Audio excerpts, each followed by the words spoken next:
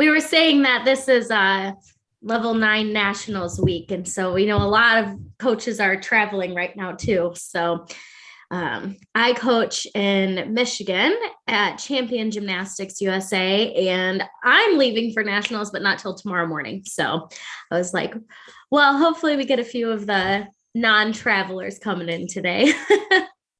Yeah. Oh, cool. Well, you want to get started by introducing yourself? Sure. My name's Allie Hobble. Previously Barry. A lot of people still call me Allie Barry because it just flows so nicely. So I respond to either. I'm recently married. So I did college gymnastics at the University of Wisconsin La Crosse. And then I stayed there and coached for 5 years. And while I was coaching there, the organization, the life coach certified people were working with some of our athletes, and I was seeing major changes. I was like, this is amazing. And then I actually hired a coach to help myself out. I was going through personal stuff with NASAR stuff and coaching world, and it was just crazy. And so I got to experience it from a personal standpoint, and I got to experience my athletes being coached.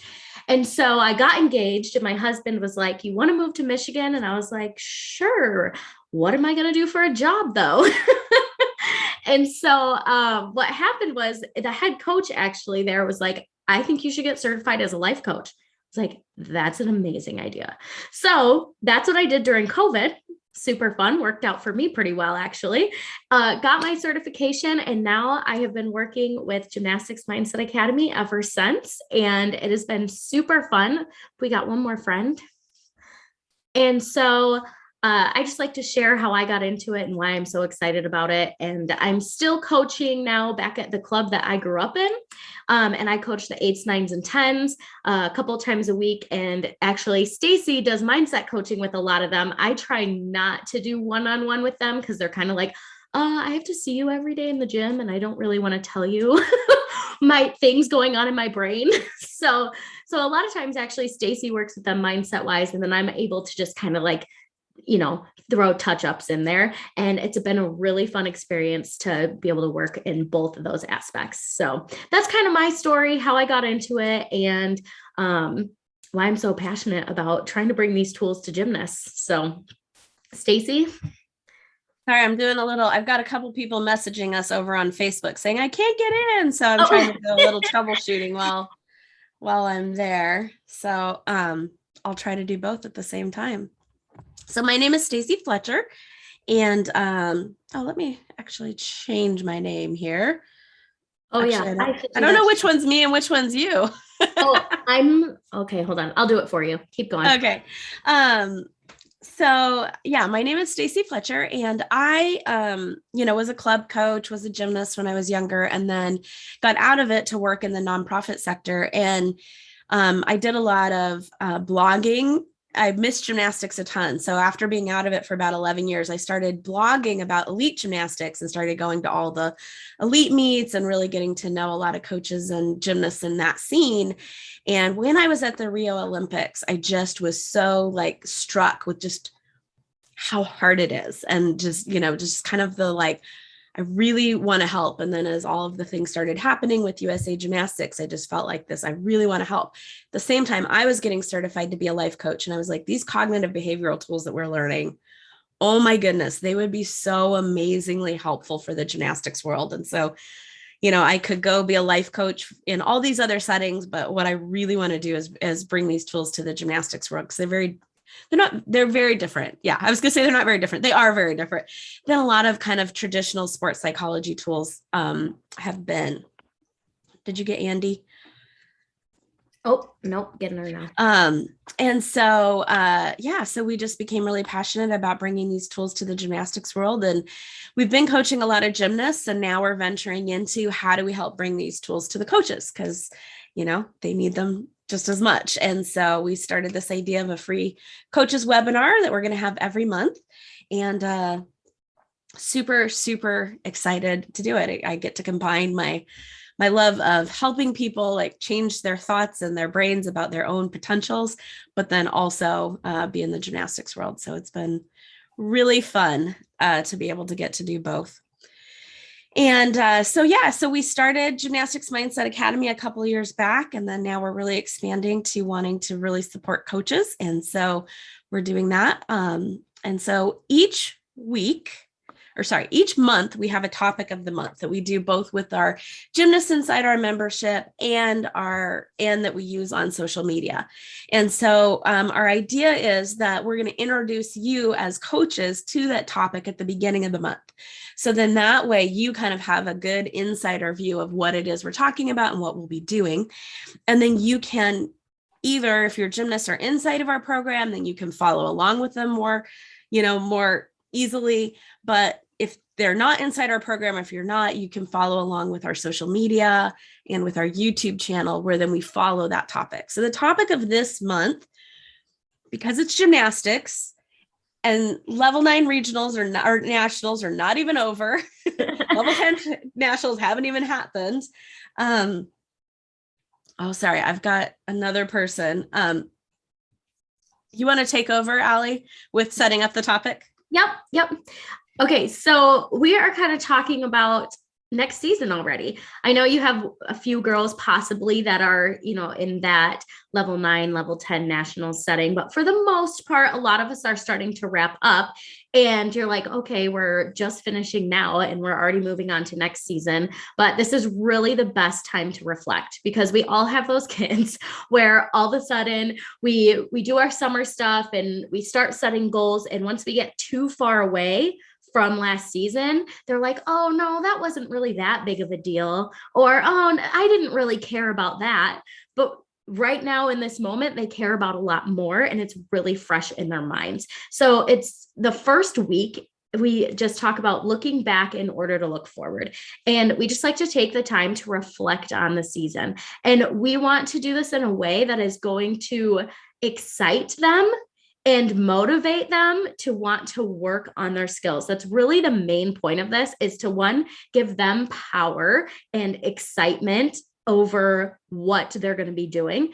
And you might say like, well, compulsories, it's already planned out, but it still is one of those things where you can like give them a nice roadmap and they can still learn from what they did this last season to help them move forward. So we'll get into that in a little more detail later, but I just like to point that out. We are going to address some of that, but the whole idea right now is like, okay, what went well for you this last season? What are you super happy about? What would you want to bring with you from this last season into next season that you feel like helped you? And a lot of times they're like, I don't know. I got that a lot this week. Well, I don't know. So I really help them with the specific questions. Well, did you learn any new skills?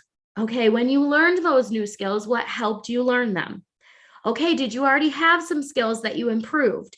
Okay, how did you help yourself improve them? And really just asking them those specific questions to help them understand, like, oh yeah, I was terrified to do that at the beginning of the year, and now I'm not. And how did I get from being terrified to being able to do it?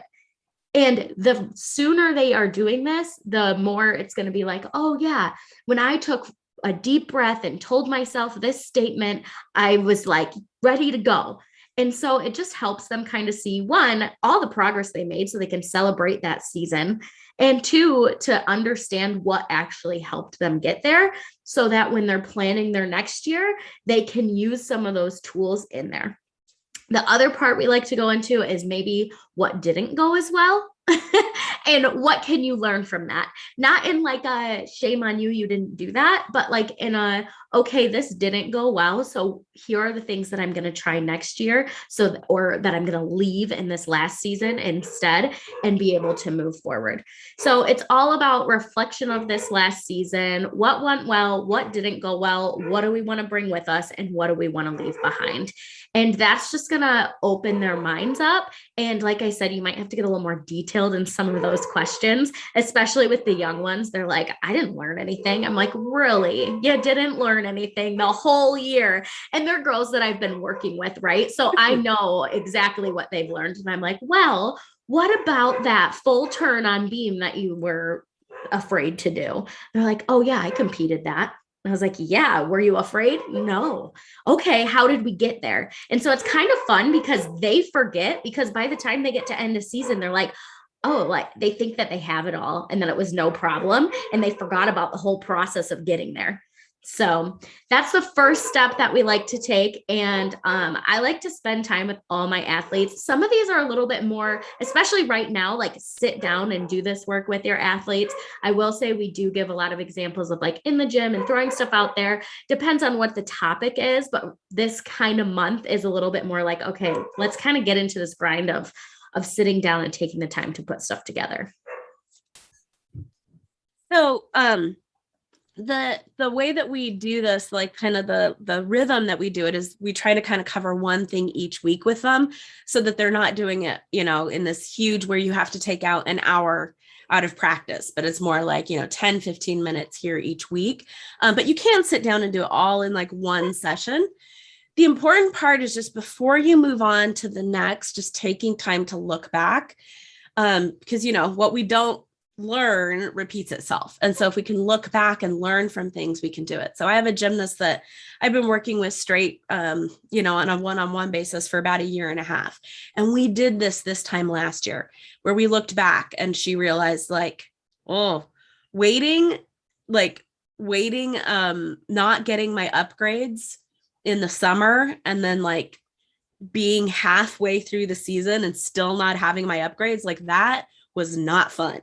So I am not doing that again this coming year. And so like she looked back and was like, I don't want to do that again. And so then she worked really hard to overcome her fear and get her new upgrades before even the summer was over so that she wouldn't be in that position again. Another thing with her was a gymnast that I was just working with was like, it was like the middle of season and she was getting a lot of deductions on form. And so then she started working on trying to clean up her form.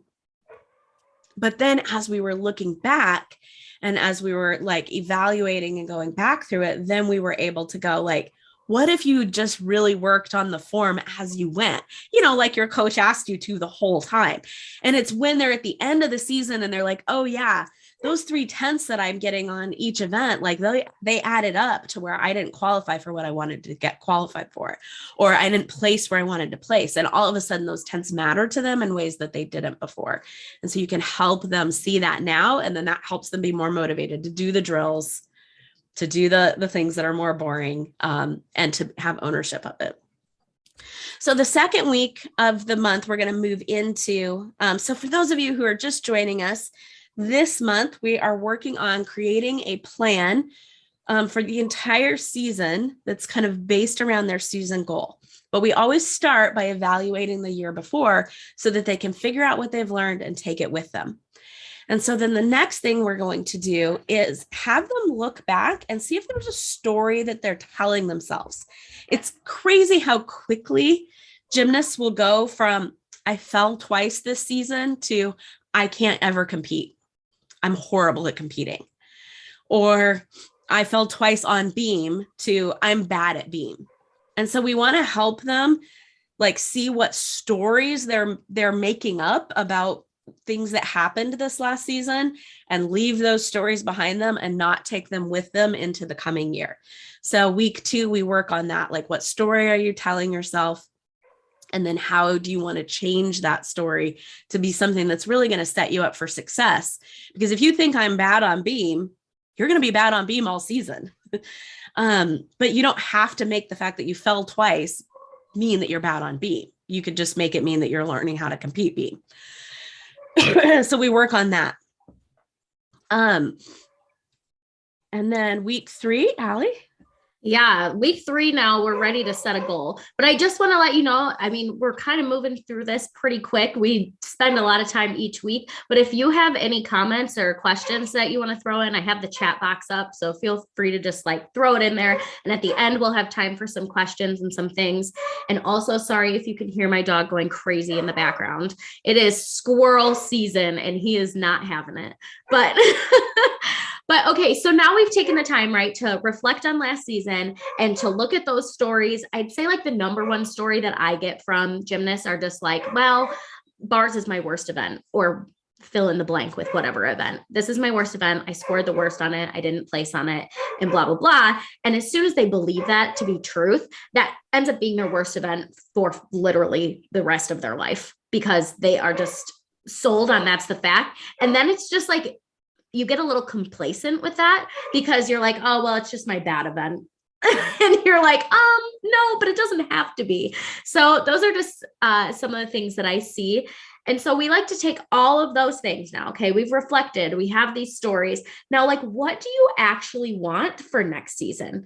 And this is going to be one of those goals that you can set, that you know that you reach it, whether it's a certain all-around score, whether it's moving up to a certain level, whether it's qualifying to something, maybe getting a scholarship somewhere. It could be a large range of things, but you want it to be something where you can check yes or no, I did that. Okay, one of those guideline goals. Okay, then from there, you want to stop and kind of ask the girls, does this kind of make you want to throw up a little? That's my favorite thing to ask, because typically gymnasts, they're kind of in this perfectionist type mindset, many of them, and they don't like to set goals that they don't think they can achieve. They like to set goals that feel safe, that they can achieve, and give themselves a little pat on the back. And then if they do better than that, great. But if it's a goal that feels big and like they might not achieve it, that's way too scary. And the idea of not achieving it is like traumatic for them. Okay. And so we help them through that, and you guys can help them through that. But we want them to set challenging goals, because this is how I always explain it to them. It's my favorite way to do it. I like to get like a little noodle, like a water noodle or a jump rope, and have a friend with me or whatever it is. And I'll hold out this water noodle like just above the ground. Okay. It'll be like really short. So if you can see me, it's like really short. And I'll be like, who can volunteer to jump over this water noodle? And someone like raises their hand. They're like, yeah, I can do that. They get up, they jump over it, and they just jump over it enough to like clear it, right? They just barely jump over it. And I'm like, okay, how about if I hold it up this high? And they're like, yeah, sure. And they jump over it. Then I'm like, what about this high? And I get it like as high as, after watching them jump and knowing their age, right? I try and pick a height that's going to be hard for them, but that they probably can clear. But if it's a water noodle, I'm like, okay, let's say we jump as high as we can and we don't make it over the noodle. What happens? And they're like, I mean, I kick the noodle. I'm like, great. Do you maybe stumble a little? And they're like, yeah. Could it maybe hurt just like a tiny bit? Maybe, but it's probably not that big of a deal. And they're like, yeah, it's not a big deal if I don't make it. And I was like, okay, well, why don't you try? So most of the time they make it over the noodle. Okay. And every once in a while they don't, and they get close. But then I stop and I'm like, okay, how come when I held the noodle way down here, you just jumped high enough to clear it when you could actually jump way this high? I don't know, because I didn't have to, right? And so my point with that is set a goal that's at the high noodle, because you're going to get way closer to that goal if you set the high goal. If you set this wimpy goal down here, and you don't challenge yourself, yeah, you'll make it over every single time, but you're never going to get anywhere close to what you really want. Typically, they really want the high goal. They're just too afraid to set it. And so getting them to get out of their comfort zone, like they should feel, I always say like either one, like they're going to throw up a little saying it out loud, or two, like nervous to tell the person next to them. Like sometimes they're almost like embarrassed to say it out loud, because like they think people are going to judge them for it, which is a whole nother story. But the idea is get them to set a high goal, get them to set a goal, and then we can help you and help them deal with the fact if they don't reach it. But I guarantee they're going to get way closer to first place setting a first place goal over just qualifying, right? The little ones, I do like to help keep it in perspective a little bit more. They're like, yeah, I'm going to set a goal. And they're like, we do this at summer camp a lot, where we start the camp with them setting a big goal that makes them want to throw up. And then pretty much everybody makes their goal by the end of camp. But when we have the little ones, some of them will be like, I'm going to do a double back. And I'm like, great. And I'm like, do you have a good layout? And they're like, no. I'm like, okay, well, let's go back and maybe like, let's set a goal with the layout. Where can we do our layout? Or I'll have them set a goal of trying a full, right? So the younger ones, you need to rein in usually a little bit is what I've learned. And the older ones, you need to push, push, push, because they'll be like, okay, I have this beam on the low beam with panel mats. So by the end of camp, I want to move the panel mats. And I'm like, well, is it a skill that you're making usually and you're just afraid to move the panel mats? And they're like, yeah. I'm like, well, might as well say that your goal is to make it on the high beam. Worst case scenario, maybe you'd still do it just on the low beam without panel mats, or you move it to a medium beam. But like, what is the big deal? And they're like, I don't know, I just can't do it. Like, that's too fast to move to the high beam. And most of them end up doing it. Like, it is ridiculous. It's so funny. But I just like to give those examples of like the older ones stay really reserved and they pick things that they know they can hit to feel good. And the younger ones get a little wild, and you got to help them see what's realistic in the gymnastics world. That one was a little bit longer, but I love this part because I like to help to open the gymnast minds up to opportunity, because they forget sometimes that they have like a whole nother year to get there. Like, they're like, well, I don't know if I can get that E-pass. And I'm like, well, we have 8 months to train it. So do you think in 8 months, maybe it's possible? Oh, yeah, I guess. So it's kind of a fun process. All right, Stacy, what other goal? There's two things about setting goals too that I just want to mention. One of them is a lot of times we set a goal because we think we'll be happier when we get to that goal. The reality is, life has good things and bad things at every level. And if we're not happy where we are, a goal won't make us happy. So we do really try to help them not set goals, like help them figure out their reason behind their goal. And the very best reason is because it sounds fun, because I want to. When their reason is because then I'll prove what a good gymnast I am, or then I can show that I'm working hard. A lot of times, proud of myself, or my parents will be proud of me, or my parents will be proud of me. Yeah, another person will be proud of me if I reach it. We actually work a whole month on this later on in the year, so we'll address that anyways. But I do try to help them go like, just going after a goal is fun because you're a gymnast and you love to challenge yourself and try new things and just see how far you can push yourself. Like, that's the reason we want to go after the goal. And if you don't reach that goal, the only thing that will happen is you'll feel disappointment. And you're feeling disappointment's okay. Life is 50-50. Sometimes we feel disappointed. Sometimes we feel excited. It's okay if we get to the end and we feel disappointed. The idea that we wouldn't have been disappointed anyways is like Allie said, usually secretly they want that goal anyways. So the idea is that they wouldn't feel disappointed, or that they're going to feel more disappointed if they like challenge themselves, isn't really true. They can feel disappointed if they don't make it, but they're going to make it so much further if they really set a big goal. So then we spend the last couple of weeks, most people set goals and then set them aside and never look at the goal again until maybe like it's the middle of season and they're like, oh yeah, my goal was, top 3 or whatever it might be. We try to help them use this goal as motivation and front and center kind of throughout the year. And so the first thing that we're going to do is actually make the plan to reach it. So there's going to be some skills that they need to get to even be able to try that goal. So if they're like, my goal is to, I'm trying to go level 8 and my goal is to make top 3 at level 8 regionals. Well, the first thing I got to do is get the level 8 skills. So this is when we're moving into upgrades. But there's a skill that we like to ask them to consider before the actual gymnastics skills, and that's a mindset skill. And so when we go back to what did you learn from this last year? That's a place where they can go, okay, I need to work on my mindset in that one area. And so when we get to that week, we're going to give you a whole bunch of suggestions of mindset skills they might set a goal.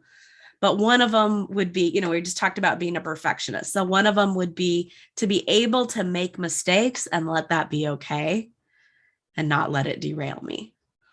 Another mindset goal might be to always treat myself like I would treat my best friend. to always treat myself well when I make a mistake instead of treating myself terribly. Those kinds of things. So it's like, what was the thing that held them back this year in their mindset? And then now let's make a goal to really make some improvements on that mindset. I can compete like I practice, maybe as a mindset goal that they need to have. Then the next thing is going to be actual skills goals. So I'm going to let Allie take that one again too. My voice is going. So Allie is carrying the load today. And I also love skill goals because it's a little bit different, like I said, between like a compulsory and an optional. So I'm just going to start with the compulsories. A lot of times I have a general idea, right? Based on what their goal is and based on what my goal is for them as a coach of what they're going to be doing next year, whatever level it's going to be. And I like to then write out all the skills that they need to get. In some cases, they have options of skills, and I like to put both options of skills. So if they have an option of 2 skills, like you can do a back walkover, or you can do a back handspring, or maybe you have to do both, whatever it might be. But when you have options of like, how do I fill these requirements? I like to put both options, and I like to work with that athlete to let them choose. Because we all know as soon as you're telling them you have to do this, you have to do this, they don't take ownership of anything. And they're just doing it because they're like, well, my coach says I have to do it and I don't want to. Okay. But if you start this way, you're like, here is the list of things that you need in order to get to level 5. You decided that your goal was to do level 5. And then I like to go through with them and do like a star, an X, or a sad face and a smiley face, or whatever it is of the skills that you already have, but maybe just need to improve, the skills that you're working on, but aren't quite there yet, and the skills that maybe you don't have. So then at the beginning of the year, they can kind of see, okay, these are the major things that I need to get to compete level 4 or level 5. And I want to compete level 5 because. So now they have this, like, I want this because, and they're taking ownership of what they need in order to get there. So instead of it being like, my coach is making me do this, it's more like I'm doing this because I want this. And it's easy for you to remind them because you know that, right? So like when they're all like, I don't want to do that today, right? Or I'm not in the mood, or, I mean, that's not all of them, but you must have sassy kids. Well, depends on the day. To be fair, I really don't coach the younger ones anymore. So when I did an Excel program. So it was a lot less, it was a AAU Excel program, actually. So it was just, they were with me like 4 hours a week. So it was kind of fun. But anyways, yeah, I go to the straight teenage sassiness, but you do get some of that, and you can shut it down a lot quicker. And you're like, well, don't you want to do level 4 or level 5? Yeah. Well, this is the requirement you need in order to do level 5. So you just kind of get to choose. You either get to stay in level 4 or you get to work on this, and that's up to you. And typically they're going to choose the thing that will help them be a level 5. And if they don't, then that's when I kind of get into like, what's going on? Is there something going on outside of gymnastics? Because you can see that they're feeling some sort of pressure or something going on that's holding them back from those drill or those goals that they have. Okay, optional girls, I like to go through the book with them. I just like, these are all your requirements that you have to make. These are optional skills of how to reach those requirements. Maybe I help them in a way. There are some gyms and some skills that I just would prefer that everybody does as a coach, because I think that it sets them up for success in the future. So you can pick some of those and just say, this is why I have you do this, because it meets this requirement and it's going to help you in the future. And then they can kind of be like, oh yeah, okay. On the things where you maybe are giving them a little more variety, like a front side D skill, I'm like, okay, you can side aerial, side summy, toss front, punch front. And I just list them all. And I'm like, write down some that you are interested in trying. And then I let them try it sometimes. And if there's something that I really think as a coach that they'd be good at, I just hype it up a lot for them. I'm like, oh my gosh, you're amazing at that. That could be your skill. That could be your thing. And they typically get excited and then they take ownership. They're like, oh, so if I do this, then I fulfill my requirement and I'll start at a 10-0. And I'm like, yeah, like, oh, that would be cool. And so then they get really invested in it. So I still help guide them. I still help them meet the requirements. I still give my opinions on what I think might be a better skill for them. Like someone with really bad shoulder mobility compared to someone with really good shoulder mobility might have a different variety of skills. And same with split shapes and straddle shapes and all the things. So I like to actually just like go through and tell them what will help them reach those goals. And then they start understanding. And for example, I have one girl that is really not a fan of the front side skill. She's a level 9, trying to go level 10. She qualified to Eastern. So like physically she can do it. And she was like, what would the deduction be if I just didn't do a front side skill? And I was like, well, she's like, would I start at a 10? I was like, yes, you can start at a 10, but you'd get a deduction for not having a front side skill. You'd get an up to level deduction for not meeting those requirements. And so once I started going through that, I'm like, honestly, you'd probably max start at a 9.7, even though your start value showed a 10.0.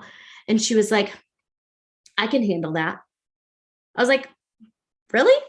I'm like, that means that, I mean, 1/10 of deduction, 2/10 of deduction already gets you to like 9.5 and below. And that's what she's scoring about. She's scoring around 9.5s a lot in level 9. I'm like, so 1/10, one hop on your dismount and you're already below what you're scoring right now. Okay, I guess I'll pick a front side skill. And she did. And now she works it every day.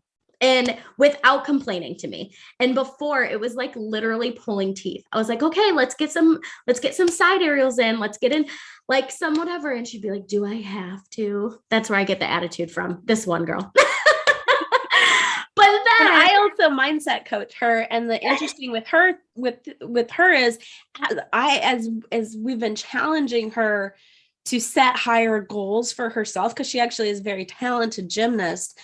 In terms of placing, like before it was like, I just want to qualify, for regionals. I don't care. And I'm like, you've already qualified to regionals so many times. No, we're going for top 3 at Easterns. And she's like, what? We just lost you.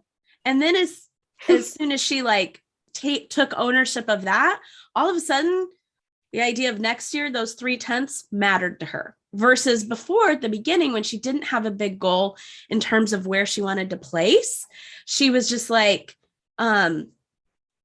whatever, 3/10, I don't care. But then when she started kind of going like, oh, now I have a goal about where I want to place, and I see that 3/10 could make a big difference in where I place, now that matters to me in a different way. And so that's been another way of like helping her to take ownership and motivation by having a big goal. She's more willing to put in the work to get there. Yeah. And as a coach, I found this really nice in a lot of ways. One, like we were saying, the ownership of the skills for the girls. 2, they know the reason they're doing some of the skills over the summer. I mean, like in general, they get it, right? Like, oh, I'm doing these skills so I can try and compete them next year and blah, blah, blah. But like they have an actual plan and picture in place of like why they want to do all of them. And so summer ends up being much more purposeful to them. I mean, it's always purposeful to us as coaches, right? But to the athletes, it feels more purposeful. And that doesn't mean that I don't make changes, but it's much easier to switch it out. So let's say, like we're talking about, that girl was like, side aerials, I freaking hate them. And I was like, okay, so this is what you're missing. If we take it out, here are all your options. You can plug and play easier, so that you know that you still meet all your requirements if you make changes. And so like we randomly found out she can do split jump punch front. Crazy, way harder in my opinion, but she's like super good at it. And it was like, oh yeah, that's way better. And I was like, you're a crazy person, but that's amazing that you're excited about this and it's going to get you so much bonus and your requirements. So let's do it. And so that's what she has transitioned to. And it was easy to plug and play and be like, oh yes, you still meet your requirements by doing this instead. And this is why. And so now they're learning the rules. 1, because it's kind of nice when they get into season, if they ever don't make a connection and you want them to be able to like make that up somewhere, they know what and why. And number two, they once again are excited to do those things and have the purposeful practices. So I think that's like the main purpose for setting it up this way for them. And then for me as a coach, like I like to repeat, like it's easier to motivate them because it's not me. And I saw Andy said it in this message too, like instead of saying you need to get this, you have to get this, I want you to get this as a coach, it feels so much better coming from them because so I can turn it back around onto them. Well, this was your goal. This is what you said. If you still don't want this, let's think of another way to reach your goal. But the idea is to never change the goal. It's to help them in the process to reach that goal. And so when they see it that way too, they're going to be much more fun. And really what it comes back down to, that some of the cognitive behavioral mindset stuff behind it is that you take actions based on what you're feeling. And so when our gymnasts are feeling motivated, when they're feeling ownership, when they're feeling determined, when they're feeling excited, when they're feeling interested, when they're engaged in it, they're gonna actually train and perform differently than if they're feeling pressure, frustration, doubt, fear, nervousness, all of those things. And so next month, we really get into a lot of in the month of June, like we get into a lot of the stuff around upgrades, and I'll preview that in just a minute. But before we get there, we really want to help them be coming from a place of ownership and motivation, because it will change how they train and how they practice when they're really taking ownership for their own gymnastics. And we found the best way to get them to take that ownership is when they're the ones that are setting their goals and they understand how these things that they're training fit into their goals. We know that you as coaches know how it fits in. Like you have a plan for the whole year. You know where you're trying to get them to. You know what skills they need to get there. You know what drills they need to get those skills. Like you have that plan. But when we can help them really understand and take ownership and think that they have that plan, the feelings that they will be then taking action from will be much more enjoyable for you and for them, and it will keep them that motivated. So next month, the way that we're going to structure these calls is we'll do them at the beginning of each month, focusing on that next month's content. But what we're going to do, since next month will be call 2, we'll take a look back and ask you guys, like, how did it go this month? What went well, what didn't? We'd love to hear from you. At the beginning of the call, we'll be talking about, so really want to invite you to come back. Even if you're watching this on replay, come back next month and we'll talk about how it went. And definitely goals is, something that most coaches are pretty proficient at doing. And so we just want to be there to be supportive.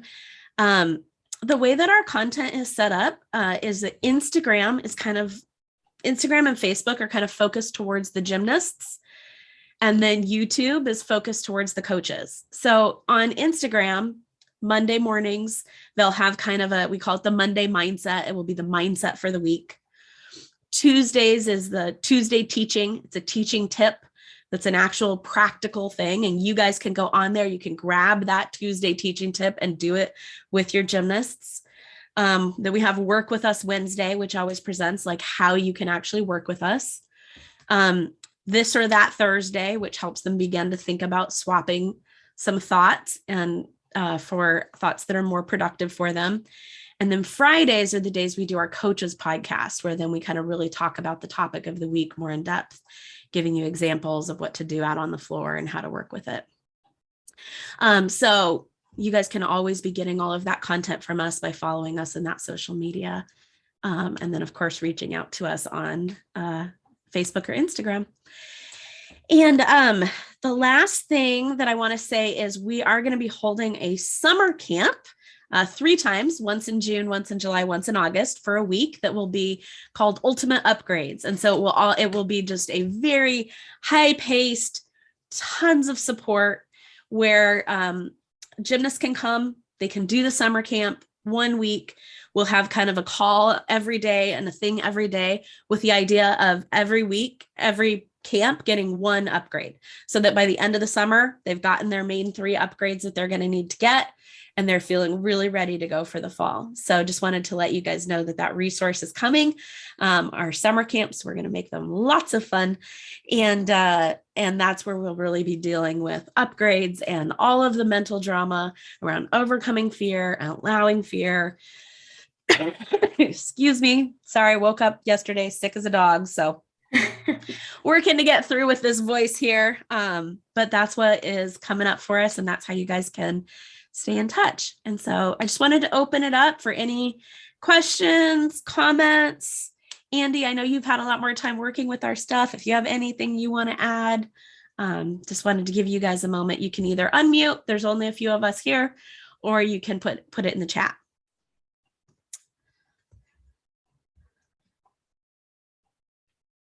Thanks, Lisa. Thanks, Lisa.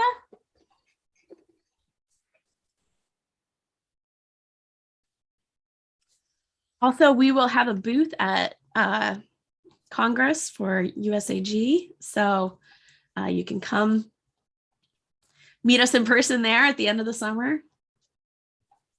Thanks, Andy. Yes, Lisa, feel free to email us any questions. Our email is theteam@Gym Mindset Academy. I'll type it in there. Yeah. All right. Well, we want to honor your guys' time. So thanks so much for coming. Really appreciate it. And for those of you on replay, thanks for watching us on replay. And we will see you guys next month. Follow the monthly content. Try it out. I highly recommend. Yeah, we want to hear your thoughts. Bye, everyone. Bye, guys.